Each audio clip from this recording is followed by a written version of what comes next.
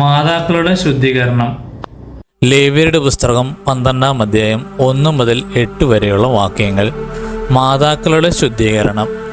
കർത്താവ് മോശയോട് അരുളി ചെയ്തു, ഇസ്രായേൽ ജനത്തോട് പറയുക, ഗർഭം ധരിച്ച് ആൺകുഞ്ഞിനെ പ്രസവിക്കുന്ന സ്ത്രീ ഋതുകാലത്തെന്ന പോലെ 7 ദിവസത്തേക്ക് അശുദ്ധിയായിരിക്കും. 8-ാം ദിവസം കുട്ടിയെ പരിച്ഛേദനം ചെയ്യണം. പിന്നെ രക്തത്തിൽ നിന്നുള്ള ശുദ്ധീകരണത്തിനായി അവൾ 33 ദിവസം കാത്തിരിക്കണം. ശുദ്ധീകരണ ദിവസങ്ങൾ കഴിയുന്നതുവരെ വിശുദ്ധ വസ്തുക്കൾ സ്പർശിക്കുകയോ വിശുദ്ധ സ്ഥലത്ത് പ്രവേശിക്കുകയോ അരുത്. എന്നാൽ പെൺകുഞ്ഞിനെയാണ് പ്രസവിക്കുന്നതെങ്കിൽ ഋതുകാലത്തെന്ന പോലെ 2 ആഴ്ചത്തേക്ക് അവൾ അശുദ്ധിയായിരിക്കും. രക്തത്തിൽ നിന്നുള്ള ശുദ്ധീകരണത്തിനായി 66 ദിവസം കാത്തിരിക്കണം.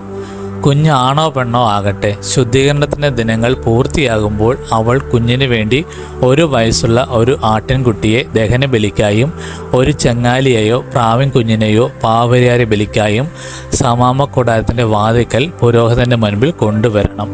അവൻ അവയെ കർത്താവിൻ്റെ സന്നിധിയിൽ അർപ്പിച്ച് അവൾക്ക് വേണ്ടി പാപപരിഹാരം ചെയ്യണം. അപ്പോൾ രക്തസ്രാവത്തിൽ നിന്നും അവൾ ശുദ്ധിയാകും. ഇതാണ് ആൺകുഞ്ഞിനെയോ പെൺകുഞ്ഞിനെയോ പ്രസവിക്കുന്ന സ്ത്രീക്കുള്ള നിയമം. ആട്ടിൻകുട്ടിയെ സമർപ്പിക്കാൻ അവൾക്ക് കഴിവില്ല എങ്കിൽ 2 ചെങ്ങാലികളെയോ 2 പ്രാവിൻ കുഞ്ഞുങ്ങളെയോ കൊണ്ടുവരട്ടെ. 1 ദഹനബലിക്കും മറ്റേത് പാപപരിഹാര ബലിക്കും. പുരോഹിതൻ അവൾക്ക് വേണ്ടി പാപപരിഹാരം ചെയ്യണം. അപ്പോൾ അവൾ ശുദ്ധിയാകും.